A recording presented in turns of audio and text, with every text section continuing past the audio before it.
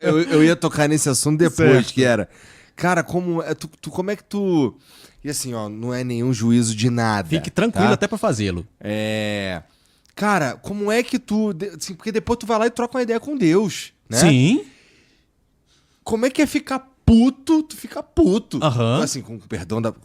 filhos Tudo do bem, desculpa. Você fica com tudo muita certo. raiva. Sim. E assim, você ficou esperando 3 horas, maluco. Sim. E o cara te desrespeitou, chamou a polícia pra tu. Sim. E assim, eu entendo você ficar com raiva e tal. Claro. Mas como é que é a relação disso com a tua religião? Essa irresignação é o Espírito do Senhor que colocou no meu coração. Diz o texto sagrado, Igor, bem-aventurado os que têm fome e sede de justiça, porque eles serão fartos. Ninguém vai lutar por justiça com fome. Boa tarde, tudo bem? Então, como é que você tá? Ah, você quer... Não, cara, você tá com fome. Você tá faminto.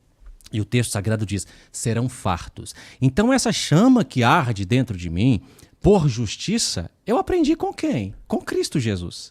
Cristo Jesus, ele desce ao mundo para fazer justiça em nome do Pai, e ele vem, se eu posso chamar assim, mas na força, eu não vou falar na força do ódio, que é desrespeitoso, mas na gana contra o pecado. Jesus, ele não vem pensando assim, então, né? Não vai dar para eu lutar contra esses malfeitores, contra o império das trevas, tranquilo, e depois como é que eu vou chegar lá no trono perante o Pai? Não, cara, não. Quando você luta por justiça e demonstra entusiasmo nessa luta, garra nessa luta, você não está indo contra os princípios de Deus. Pelo contrário, diz o texto sagrado que Deus odeia a injustiça. Então, eu tenho certeza que quando há qualquer injustiça que a gente está trabalhando na ronda do consumidor, Deus ele fica muito mais irritado do que eu. Por quê? Porque ele conhece o presente, passado e futuro. Eu não conheço, sabe? Ele sabe o que estava no coração do fornecedor, fazendo hora com o consumidor.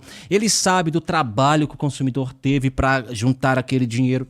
Então, eu tenho certeza que Deus está muito mais irritado do que eu, porque ele odeia injustiça. Só que eu tenho cuidado para não dar ocasião à carne, isso é óbvio. Por quê? Porque a minha irresignação contra esse ato de injustiça, ela deve acontecer, porém, como embaixador de Jesus Cristo, que é quem eu sou.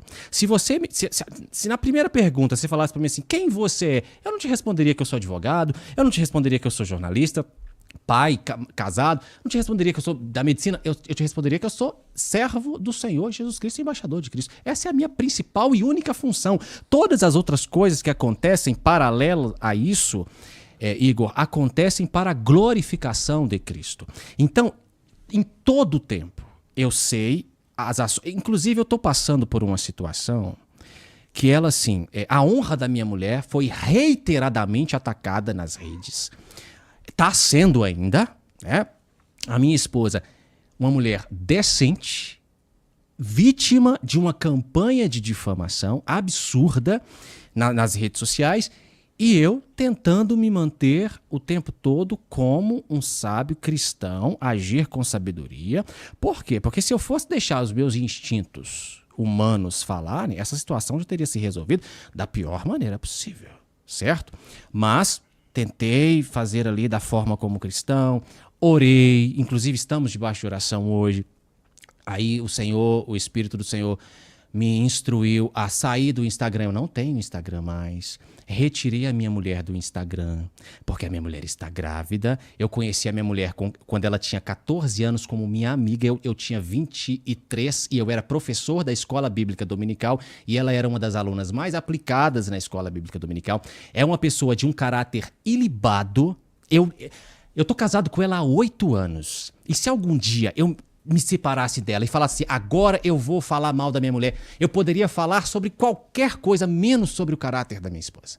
É uma das pessoas uma das mulheres mais respeitosas que eu conheço. Inclusive é a mãe dos meus 3 filhos. E ela sistematicamente tendo a sua honra atacada nas redes. E eu precisando agir como cristão. Por quê? Porque mais e maior do que o Benoni é o cristão, o representante de Jesus Cristo. Não dá para eu resolver como um homem resolveria essa situação, um homem carnal. Eu tenho que resolver a situação como um homem espiritual resolve a situação. Mas eu vou, quando termina as reportagens da Honda, eu vou para casa, Igor, tranquilo. Tranquilo. Eu deito a minha cabeça no travesseiro sabendo que Jesus, o Espírito do Senhor e Deus ama a justiça e odeia a injustiça. Entendi. E se algum dia eu me desviar desse caminho de justiça, a igreja do Senhor, ela tem autoridade para exortar os santos. O apóstolo Paulo, ele falou que nós devemos exortar uns aos outros. Então, se algum dia eu deixar de representar Cristo na minha atuação na Ronda do Consumidor, a igreja tem autoridade, os irmãos em Cristo, de me chamarem e falarem: eu estou te exortando no Senhor. Inclusive, nesse episódio, nesse turbulhão de coisas que aconteceram aí na semana, eu estava pronto, no ímpeto para tomar uma decisão e fazer algo, me consultei com a advogada que o Senhor enviou, a nossa advogada, a doutora Alindaci, um abraço, foi trazida pelo Senhor, ela me exortou no Senhor, eu não fiz o que eu estava para fazer.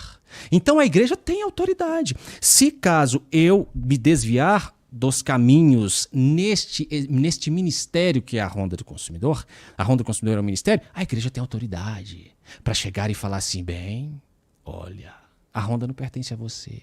Você está em missão e eu estou te exortando no Senhor. Mas, Igor, nós temos a convicção de que Deus odeia injustiça. Cara, se você crer em um Deus e pratica injustiça, você é um hipócrita. Se você crê em Deus e verbaliza sobre o seu santo nome e você folga com a injustiça, você está atentando contra o caráter desse próprio Deus. Deus não folga com a injustiça. Não tem como eu ficar sabendo que uma pessoa foi vítima de um abuso, de uma arbitrariedade, e eu falar: isso não é problema meu, estou caminhando, A parábola do samaritano, que certamente você já ouviu falar. O homem foi injustiçado à beira do caminho e desceu o sacerdote, que não conhecia a Deus, embora ele fazia o trabalho no templo, mas ele nunca conheceu o Deus Todo-Poderoso. E aí ele fala: opa, não. O texto sagrado fala que ele viu o homem, mas ele passou de longe. Ou seja, não é problema meu, porque eu tenho um trabalho no templo a fazer. Passou o levita, que também dizia ser, né, representante do Senhor. Isso aqui não é problema meu. Mas passou o samaritano. Por que o texto usa o samaritano? Porque era a raça mais desgraçada que existia na época. Que as pessoas falavam que eram os piores, longe de Deus, afastados do Senhor. Esse samaritano falou: eita, isso aqui é problema meu. Eu nem conheço esse homem. Eu não sei por que ele está ferido, mas isso aqui é problema meu. E, além de ser problema meu, eu preciso gastar alguma coisa no socorro desse homem. Eu não acredito num evangelho onde as pessoas não gastam. Eu não acredito. Eu não fui chamado para isso, Igor. Eu não fui chamado para um evangelho onde as pessoas não gastem algo em prol dos seus semelhantes. Esse não é o evangelho de Jesus. O evangelho de Jesus é o evangelho que você se importa. Você precisa se importar, sim. Você precisa de parar. O seu culto não é no templo, como sacerdote. O seu culto está na beira do caminho. O sacerdote, quando ele prioriza ir por templo, ele estava sendo simplesmente um hipócrita, um religioso. O culto que Deus havia preparado para ele estava no meio do caminho, lá gemendo, chorando. E quem se atentou para isso foi o samaritano, que gastou alguma coisa. Quando eu falo gastar alguma coisa, é o seguinte: ele gastou tempo, então ele parou, ele socorreu. Diz o texto sagrado que ele pegou o homem, colocou sobre os lombos do animal, levou a uma hotelaria e pagou. Falou assim: olha, que esse homem fica aqui até ficar bom, eu estou te pagando para você hospedar este homem e eu vou voltar. Se tiver algum outro gasto, eu vou recompensar. Esse é o evangelho que eu acredito. Eu não saí de Minas Gerais, Igor, para falar de outro evangelho que não seja esse. O evangelho do Senhor Jesus, que é o evangelho para o qual eu fui chamado, não é o evangelho para enriquecer homens. Não é o evangelho de Cristo. Não que Cristo seja contra a riqueza.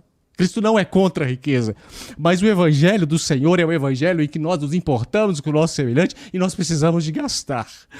A Bíblia nos chama de despenseiros de Deus. O Senhor é dono de tudo. Todos os meus recursos pertencem ao Senhor. Eu sou apenas despenseiro, eu sou o cara que cuida da despensa, mas a despensa pertence ao Senhor. Então, todos os meus recursos, e quando eu falo de recurso, eu estou falando de recurso financeiro, eu estou falando de recurso intelectual. Se eu aprendi alguma coisa, eu tenho que colocar a serviço dos meus semelhantes. Esse é o verdadeiro evangelho.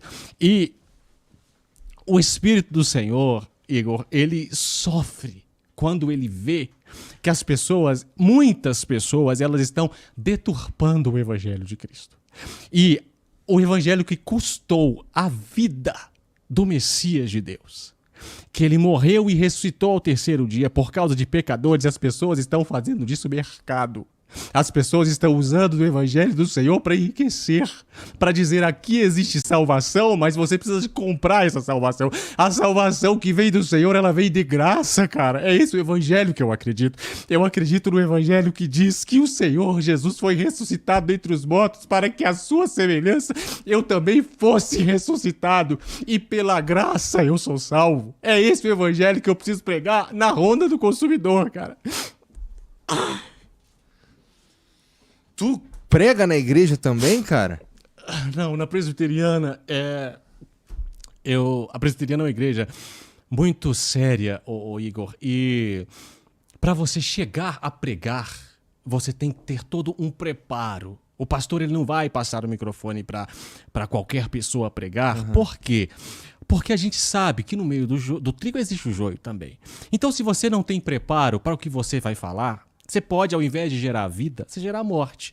Então, a igreja que eu participo, se algum dia eu chegar a pregar... Eu já palestrei em eventos pequenos, mas para chegar a pregar, eu teria que ter todo um preparo, e eu acho isso muito válido. Afinal, nós estamos falando de algo que não foi inaugurado por homens. Eu não posso perder essa oportunidade aqui do seu podcast. Eu vim para cá, Igor... não para fazer proselitismo religioso, absolutamente não, mas antes de sair, lá em Minas Gerais, eu reuni toda a equipe e nós estamos em oração. Isso aqui é uma oportunidade. Eu não posso pegar a oportunidade do seu podcast e usurpá-la e falar apenas de mim. Não posso. É uma plataforma que o Senhor concedeu e te deu essa plataforma. Então, deixa eu te fazer uma pergunta. Eu preciso falar isso. Sim. Você pode falar o que você quiser, mas eu queria, assim, eu tô vendo que você fala do evangelho com muita emoção, vai? E, putz, eu queria saber também o que foi que te fez gostar tanto de ser cristão, gostar tanto de Cristo, vai? Tu foi ensinado desde criança a tá aí? Ou aconteceu, tu teve uma experiência? Por quê? Mas você pode continuar falando o que você estava falando. Claro, não, é isso mesmo. Eu não acredito, Igor, em um evangelho herdado, em uma salvação herdada, assim, meu pai então logo eu sou. Não, eu acredito que os pais têm a responsabilidade de ensinar os seus filhos no caminho em que devem andar. Então, nisto eu sou privilegiado. Desde muito cedo, o meu pai e a minha mãe, sempre Bíblia, falando sobre Jesus e tal. Mas isso não é suficiente. É necessário que você tenha uma experiência pessoal, um chamado pessoal à salvação, pelo Espírito Santo. É como eu creio. Então, por mais que os meus pais tenham pavimentado esse caminho, teve de haver um momento em que eu fui chamado pessoalmente pelo Senhor, para ser dele testemunha, sabe? Então, é nesse evangelho que eu creio. Eu não creio no evangelho que você constrói aqui e aí, de repente, o seu filho não... a partir de agora ele tá nesse mesmo caminho. Não, é uma experiência pessoal. Eu creio na experiência pessoal. E aí você fala, quando foi que você começou a gostar tanto? Cara, eu acho que no dia em que o Senhor mostrou a mim o meu estado. Eu sei quem eu sou. Entende? Eu sei que em mim não há nenhum bem. Como diz Davi, eu conheço o meu pecado e o meu pecado está sempre diante de mim. Mas entender a miséria que sou como ser humano, da capacidade que eu tenho de fazer o mal e perceber que, por uma razão inexplicável, Deus decidiu derramar do seu amor em mim por meio de Cristo e me chamar à salvação por meio da palavra do Evangelho, a única reação que eu posso ter diante disso é de uma rendição absoluta. Paulo diz isso, né? E eu copio, replico as palavras de Paulo. Já estou crucificado com Cristo, agora não mais eu quem vivo, Cristo vive em mim, e a vida que vivo nesse corpo, vivo pela fé no Filho de Deus. Então é isso, não é que eu passei a gostar, é porque eu sei quem eu sou, e eu sei o que eu merecia, eu sei. Se você perguntar, tem algo que você sabe? Sei. O que eu merecia? Claro que eu sei. Mas a graça do Senhor, superabundante, me alcançou e eu estou salvo. Cara, o que eu vou fazer? Vai rir. Exatamente, entende? Eu vou caminhar como salvo.